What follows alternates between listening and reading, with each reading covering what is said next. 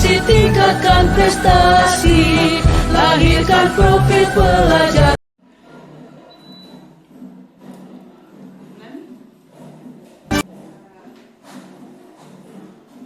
Maaf Pak mengganggu. Ini Pak, saya ada tugas dari Bapak di modul identitas satu mengenai pengambilan keputusan berdasarkan nilai-nilai kebajikan sebagai seorang pemimpin. Jadi saya diminta untuk mewawancarai beberapa kepala sekolah, termasuk di Bapak Pak Nasrul, mengenai pengalaman-pengalaman Bapak mungkin sudah banyak nih Pak dalam mengambil suatu keputusan di lingkungan sekolah. Jadi alhamdulillah kalau dikatakan sudah banyak karena ini SMK Negeri ini adalah sekolah ketujuh yang saya tempat. Kalau menjadi kepala sekolah pertama SMK Negeri Terpoyo, SMK Negeri Tapalan Barat, ada SMK Negeri Kemudian, dan sekarang ini saya berada di SMK Negeri Madeni. Nah, saya kira kalau berhubungan dengan pengambilan keputusan atau pengalaman-pengalaman yang selama ini saya alami tentunya itu banyak, karena lain tempat ya tentunya lain-lain pengalamannya, karena pengalaman itu terbentuk antara lain itu yang membentuk pengalaman itu lingkungan. Betul sekali.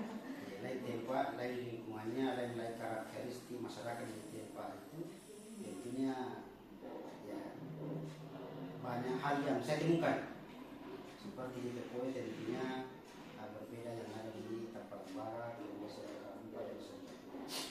macam-macam pengalaman.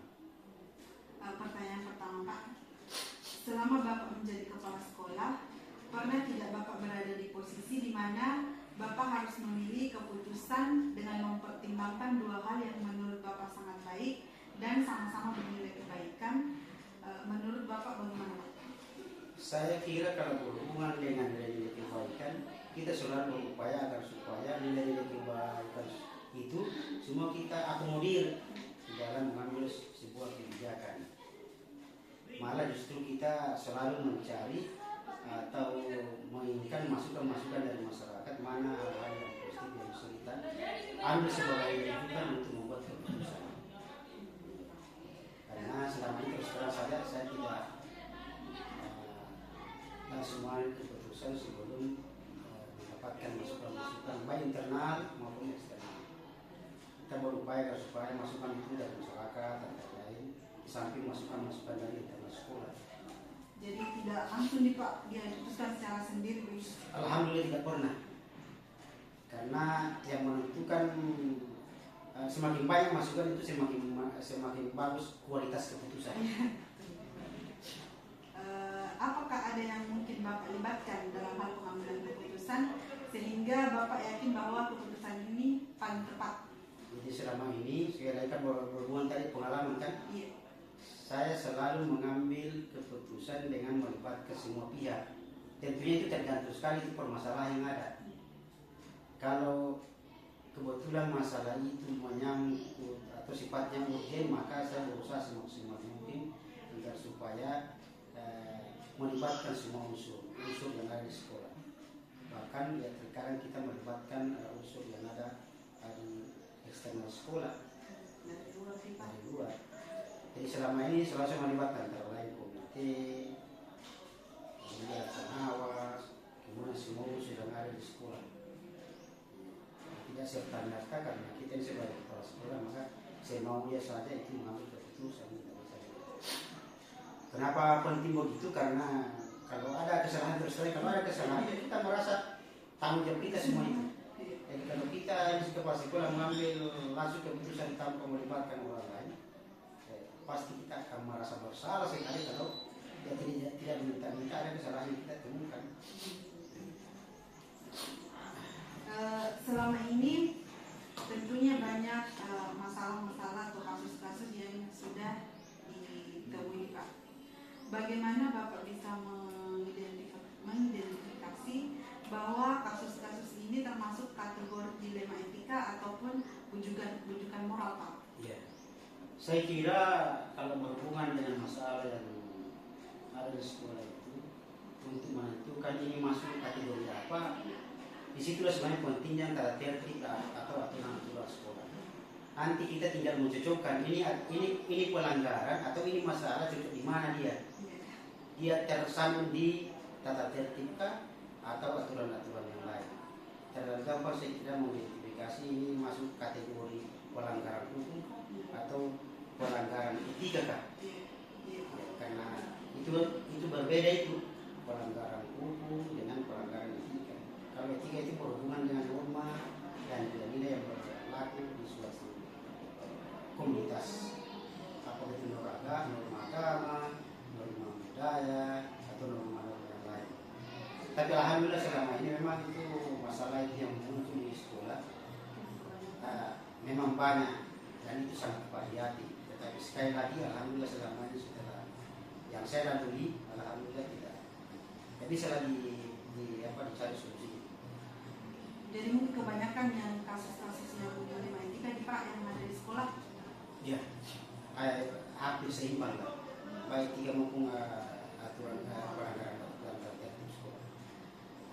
Terus Pak, dalam menghadapi kasus-kasus seperti itu, apakah Bapak bisa langsung menyelesaikannya di tempat atau memiliki sebuah jadwal untuk menyelesaikan masalah tersebut? Tergantung masalahnya. Karena lain masalah tentunya lain juga cara penyelesaian. Kadang ada masalah itu yang harus diselesaikan dengan melibatkan banyak orang, antara lain orang tua siswa, guru-guru dan lain-lain.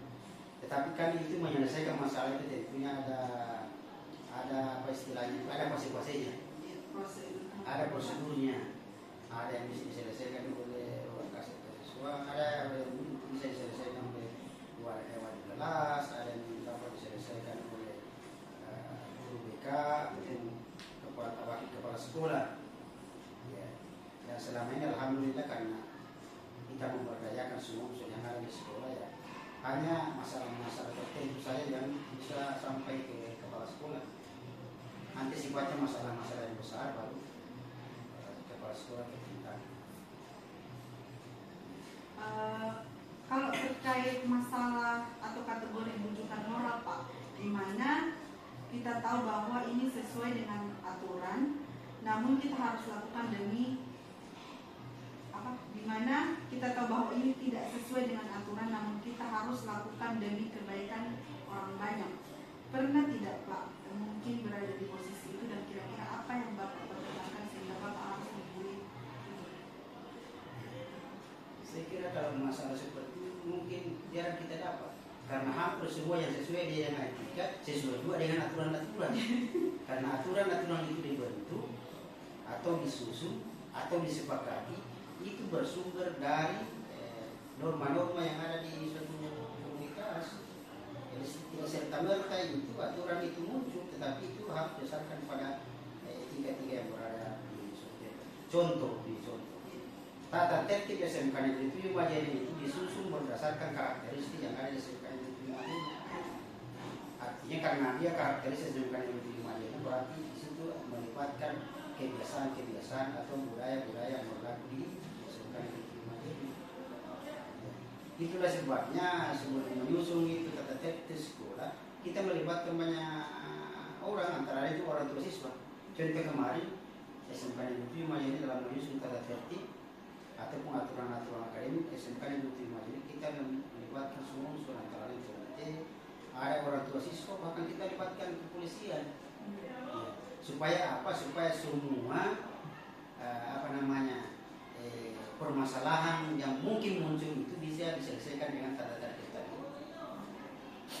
Contoh, ada kadang masalah yang kompleks, misalnya penggunaan uang terlarang, bojek misalnya kan, itu kan termasuk kategori pelanggaran berat.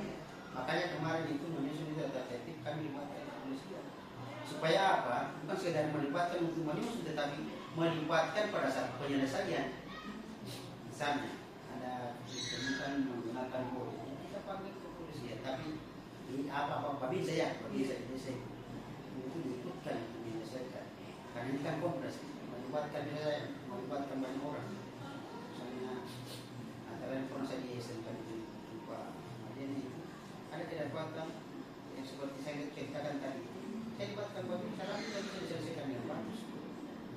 bukan berarti itu anak-anak diserahkan lagi ke kepolisian, Memang tapi ada laporan Pak.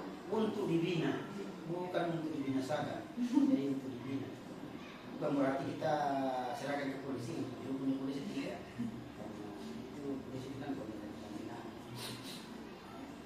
Jadi saya kira sepanjang tata tertib itu disusun dengan melibatkan semua unsur, yakin saya bahwa tidak ada masalah yang tidak bisa diselesaikan.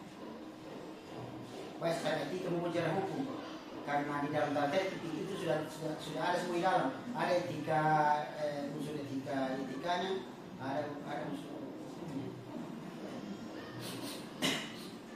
Ya. Jadi Pak, dan menurut pengalaman Bapak, dan pasti Bapak sudah punya banyak pengalaman sebagai kepala sekolah yang dihadapkan pada pengambilan keputusan-keputusan.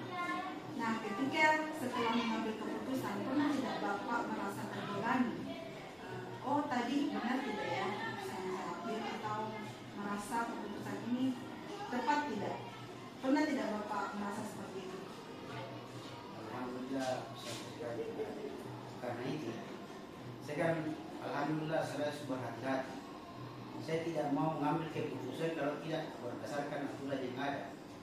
Nah, kalaupun ada pihak-pihak tertentu yang ingin mengintervensi itu aturan, ya, diminta untuk melanggar itu aturan, misalnya kenaikan kelas, ya, saya kira dikasih saya pemahaman bahwa tinggal kelas sekalipun itu bagian dari pembinaan. Bukan berarti bahwa kita kasih tinggal anak-anak itu misalnya kasus tinggal kelas kan, itu bukan di luar dari pembinaan, itu juga bagian dari pembinaan. Alhamdulillah selama ini masyarakat yang anaknya tinggal di sana itu memahami. Saya kira belum ada, kecuali mungkin kalau ada yang masalah apa itu, orang yang menikah, yang hampir apa itu, yang hampir meminta tambah tapi menikah dan lain-lain. Saya kira itu yang sedikit artinya di situ ada pertimbangan, ada pertimbangan, jadi istilahnya dilemanya karena mungkin kita merasa kasihan karena ini anak kan tidak lama nih, hanya menunggu beberapa bulan sudah tamat. Tetapi dari sini dia melanggar aturan.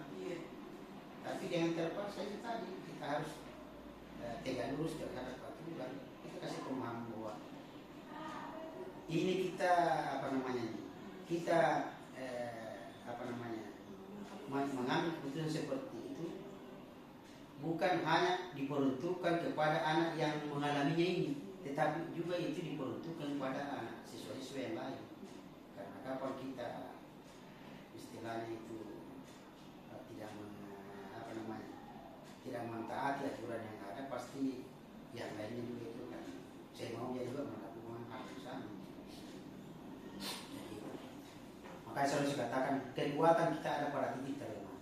Artinya kapan kita ceroboh satu kali sudah, itulah kekuatan kita. Tidak bisa kita mengatakan lagi bahwa kita harus seperti ini. Dan kita sudah melakukan pelanggaran kan. Hanya kita harus istiqamah terhadap kesepakatan yang telah dilakukan sebelumnya. Yang terakhir Pak, kita kan juga mengenal dalam pengambilan keputusan ini ada istilah rule based thinking, artinya berbasis peraturan. Ada juga yang end based thinking, yang di keputusan itu dilihat berdasarkan dampak akhir dari korbannya. Dan ada juga care based thinking yang diambil berdasarkan rasa kepedulian. Di antara ketiga prinsip ini Pak, biasanya yang mana yang paling Bapak pilih dalam pengambilan keputusan? Yang pertama, yang rule. ya rule. Yang peraturan nih Pak. Karena itu tadi jenis 2 dan ketiga kita berupaya antisipasi memang di yang pertama tadi itu. Iya. Kita sudah pikirkan memang bahwa ini nanti dampaknya akan begini. Makanya itu aturan harus begini kan. Iya. Jadi harus yang yang pertama nih Pak, rule based thinking. Iya. Saya kira itu yang karena kelemahan kita selama ini. Ya, karena kita membuat peraturan yang ada kadang, makanya itu aturan itu harus betul-betul dibuat ya sedemikian rupa supaya dia ya anggaplah ideal, supaya kita tidak ragu untuk mengikuti aturan itu. supaya ideal ya kita libatkan semua unsur. Iya. Jadi bukan diambil secara Iya. sendiri Pak keputusannya. Terima kasih banyak. Ya, makanya saya alhamdulillah selama ini tidak ada beban saya. Karena kalaupun saya salah berarti yang lainnya juga salah kan? Iya, Pak. Itu dia sebenarnya. Kapan itu keputusan diambil secara bersama maka sebagai kepala sekolah pasti ada rasa. Tidak ada beban lah. Termasuk kelibatan komite. Makanya perlu diskusi banyak sebelum membuat keputusan. Jangan saya mereka langsung keluar keputusan. Terima kasih banyak nih Baik, terima kasih. Pak Nahar atas waktunya hingga itu sudah berbagi pengalaman dengan saya pada hari ini. Terima kasih Pak. Sukses selalu. Iya, Pak. Sukses. Maaf Pak. Biasanya baca Islam, Pak. Mau ambil ini Pak ya? Ini Marian dokumentasi foto bersama Pak. Hah? Mau foto bersama?